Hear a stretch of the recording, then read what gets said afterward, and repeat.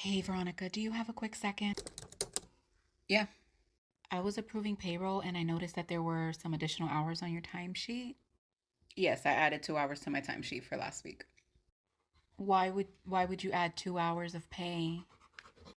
Well, because you called me at home on Thursday, remember? Yes, of course I remember the phone call. I didn't think it was that big of a deal. You asked me to check my emails. You actually asked me to respond to a couple of the emails because they were time sensitive. So anything after 5 p.m. is now considered freelance time, and I have a minimum of 2 hour pay that I require on my own time. And I saw that you put it as overtime? Yes, of course I put it as overtime. It was over the 40 hours that I had already provided you for the week. I just don't know if upper management's gonna approve this. I I don't know if they're gonna approve the 2 hours. What do you mean you don't know if they'll approve it? Did you ask them for approval before you called me at home and asked me to do work on my own time? I don't know how you're going to figure this out, but I worked. And again, anything after 5 o'clock is my time. And as a freelance contractor on my own time, I require a minimum of 2 hour pay. So I don't know how you're going to pay it, but I worked those 2 hours. It took me just about those 2 hours to read all the emails you wanted me to read and respond to them. So I'm not sure how you're going to figure it out, but I expect to see those 2 hours on my paycheck. Your generation is something else. If by something else you mean we don't let corporations take advantage of us and guilt us into giving them every possible moment of our lives for barely any pay, sure, I'll be something else. The only something else I'm worried about is those two something extra hours that I'm gonna be getting paid. You understand? Hi, team. I just want to let you know that we have some updates. I know that we've been giving free bags for decades, but we're going to start charging for them. This is going to bring in some new revenue. So, yay. Are we excited? Yes. You have a question? Yeah. So, when we ran the numbers and we provided them to you, it actually showed that we were going to be losing 1.5 billion in revenue if we did that. So it doesn't, what happened? Yes, I did see that we're going to lose 1.5 billion, but we did the numbers and we're actually going to increase revenue by 1.2 billion. So that's a deficit of $300 million though. So where does it benefit us to do that? We don't have in-flight entertainment. We don't have unlimited snacks. We also don't have a lot of things that the other legacy carriers have. The attraction was the free bags. So where does that leave us? How are you calculating it? Because if you, how are you getting that number? If this is a serious question, I am subtracting the 1.5 billion in loss from the 1.2 billion in revenue, and I'm coming up with negative 300 million. So you're probably doing regular math. You got to do the Common Core and then carry the 2 underscore the 5, and that's where you get that 1.2 billion in revenue. Okay? Is not bad. So I'm not sure why you're saying that that we're going to be in a deficit.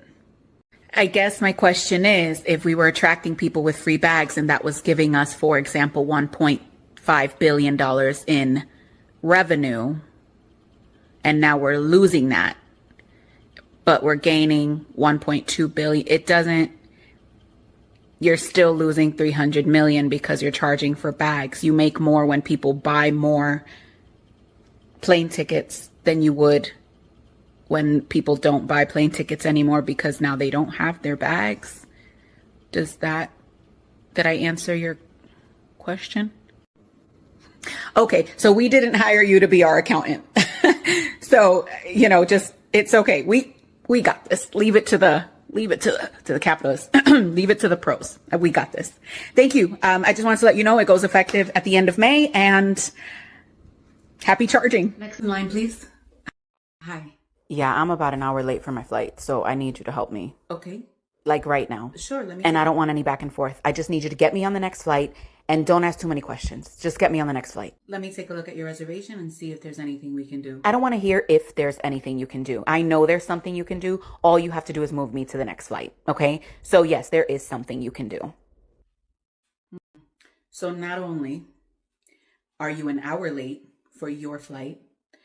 But you're going to stand here with an attitude, getting mad at me as if this is anyone else's fault but your own. Am I understanding this correctly? All I know is I better be on the next flight.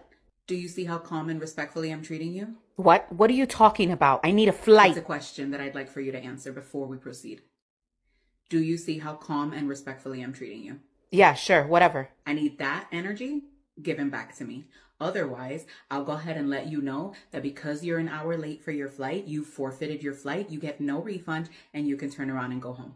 It's almost like you're wanting me to go crazy, like you want me to react. You can act the fool all you want. I'll call airport police and they can handle you. I'm not going to sit here and go back and forth with you. You're either going to speak to me respectfully, or I can cancel your reservation fully and let them know that you forfeited your ticket. How would you like to proceed? Honestly, the way that we move forward is completely in your hands. And if you get kicked out, you're going on the no-fly list. I'm letting you know that right now. You can't do that. I fly for work. Oh, you fly for work? Yeah, I do. Oh, your job is going to love this. Your job is going to love this. Listen, I just want to see what you can do about getting me on another flight. Please. You want to see what I can do? Okay. All right. Hi, I just have a quick question. I received this lease renewal on my door and I just need to clarify something. The 975 increase, is that over the course of 12 months? No, love, that's a monthly increase.